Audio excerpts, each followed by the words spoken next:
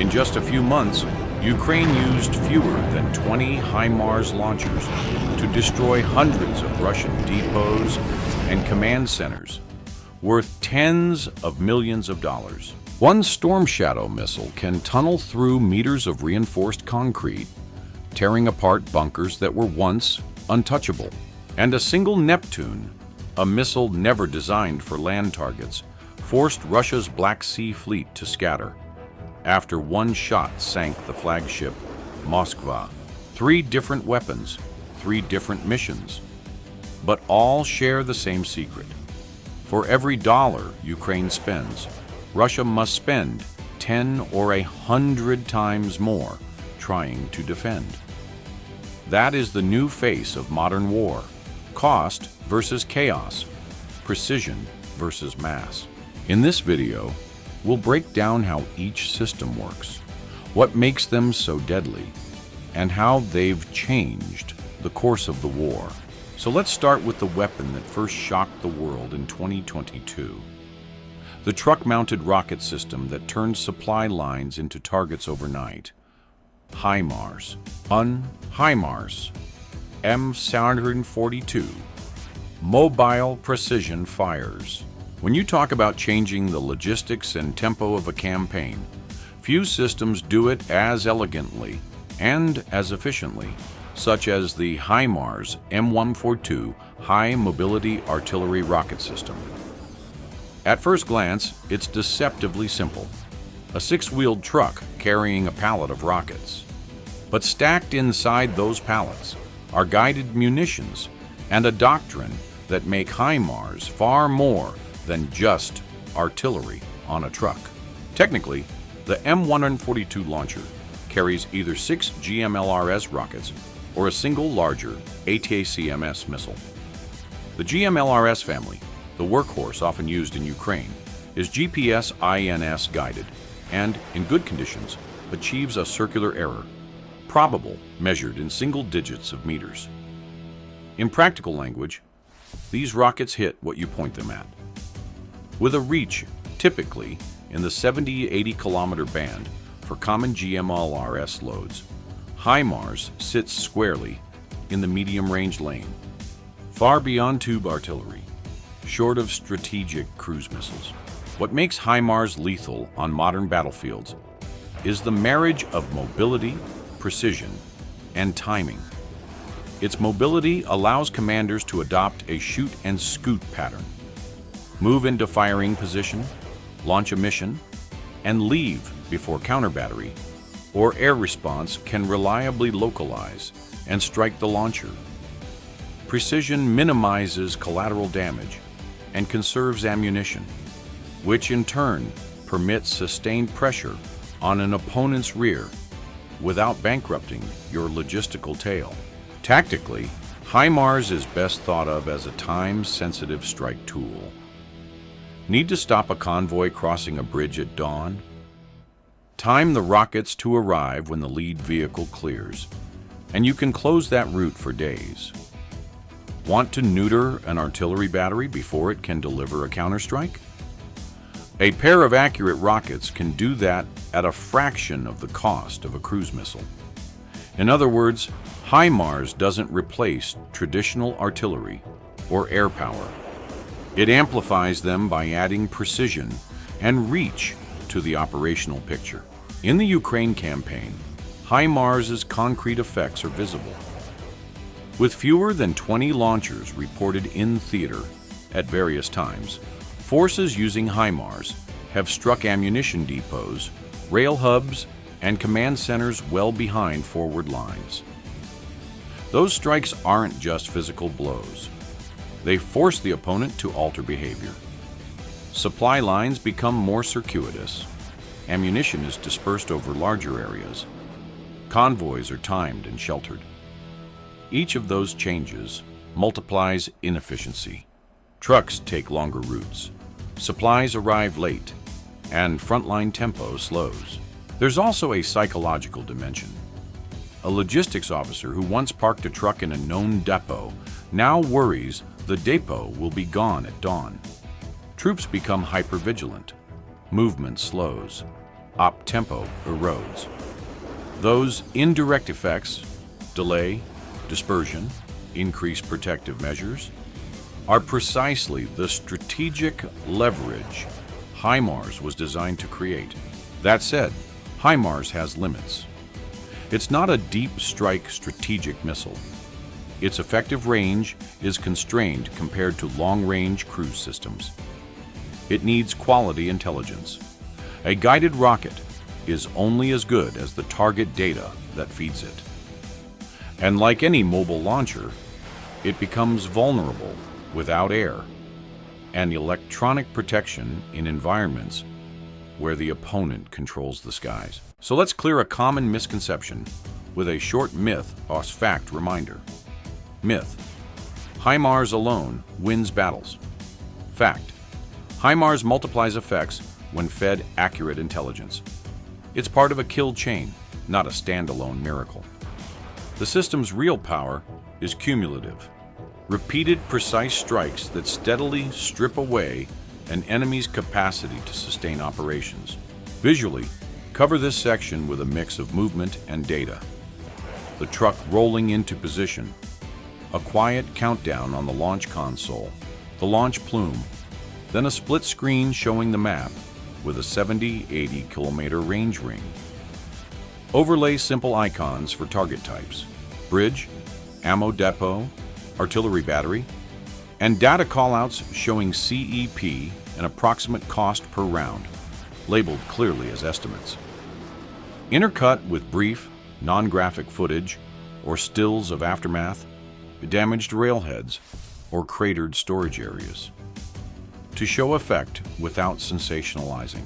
If HIMARS answers the question, how do you hit the rear quickly and precisely, then another question follows naturally. What do you use when the target is not a depot or a gun, but a hardened bunker or underground complex? When a target requires not just accuracy, but penetration, commanders call on a different class of weapon. One we'll examine next. Storm Shadow. 2. Storm Shadow, Scalp. Long-range penetrator. If HIMARS is the scalpel of the battlefield, Storm Shadow is the sledgehammer, engineered to find the one point that matters and drive a precise, devastating blow through meters of reinforced concrete. It's a different kind of tool, not for repeated harassment, but for guaranteed defeat of the highest value targets. Technically, Storm Shadow, Scalp, in French service, is a long-range air-launched cruise missile with a heavy penetrator warhead and a sophisticated guidance stack. Public reporting places its range broadly in the 200 to 300 plus kilometer band, depending on variant and flight profile. It carries a substantial blast penetrator payload designed to defeat underground bunkers, hardened aircraft shelters, munitions caves, and hardened command nodes. Guidance is layered. Inertial navigation reinforced by GNSS, terrain contour matching, TERCOM DSMAC, for low flight over irregular ground, and terminal seekers to home on the target for final impact. The missile is built to fly low, hug the terrain, and cross enemy defenses in stealthy fashion. Then apply a concentrated, high lethality strike in the terminal phase. Because of that complexity, Storm Shadow is expensive and politically sensitive. It is not a tool you use by the dozen. Stockpiles are limited, and each shot is carefully considered. That scarcity is both a tactical constraint and a strategic signal. When a Storm Shadow is launched, the target is almost always of disproportionate importance. How is it used tactically? Think of the toughest problems. An underground ammunition complex that survives conventional bombing, a reinforced command bunker that coordinates air defense, a hardened hangar sheltering long-range aircraft. These are not targets that smaller rockets reliably neutralize. Storm Shadow is designed to reach inside, to defeat protection, destroy critical systems, and render the node unusable without repeated, costly effort. Operationally, the missile's low-altitude, terrain-following profile reduces detection time and complicates interception. It can enter from unexpected vectors, use map-based navigation to avoid predictable corridors, and switch to a precision terminal seeker for final guidance. In practice, that means an attacker can hold targets at risk, deep inside defended space, without staging a large airborne strike package. In the Ukraine context, Storm Shadow has been used selectively to strike hardened infrastructure, airfields, deep ammunition stores, and key logistics hubs. Public reporting links several high-profile strikes to Western cruise missiles, and analysts emphasize their effect, removing high-value nodes that smaller munitions could not reliably eliminate. The operational payoff is clear. Where HIMARS erodes capacity through cumulative pressure, Storm Shadow delivers a one-off blow that can eliminate a logistics bottleneck or render a command node inoperable for weeks or months. There's also a political and symbolic dimension. A successful Storm Shadow strike signals capabilities and intent. It tells an adversary even your deepest, most fortified assets are vulnerable. That messaging can influence enemy dispositions, forcing dispersal, deeper hardening, or the diversion of scarce air defense assets to protect critical sites. In short, a single missile can cascade into strategic shifts beyond its physical blast radius. But the system has limits. Cost per shot is high, so commanders must be selective. The missile requires secure basing or air access and benefits from reliable intelligence and permissive air corridors, conditions not always available. And while its terrain masking flight reduces detection windows, modern integrated air defenses can still detect and engage cruise threats if layered sensors are present. Lastly, attribution and rules of engagement matter. Political leaders often reserve such strikes for targets with clear military necessity, which further constrains use. So let's debunk a common oversimplification. Myth: cruise missiles solve every hardened target problem. Fact: they are powerful and precise, but finite and best used against the highest value targets where other options fail. Their strategic value is not in fireworks, but in certainty. The confidence that a single well-placed strike will remove a key node, visual and B-roll guidance. If Storm Shadow is what you call when a target demands penetration and certainty, the littoral domain asks a different set of questions.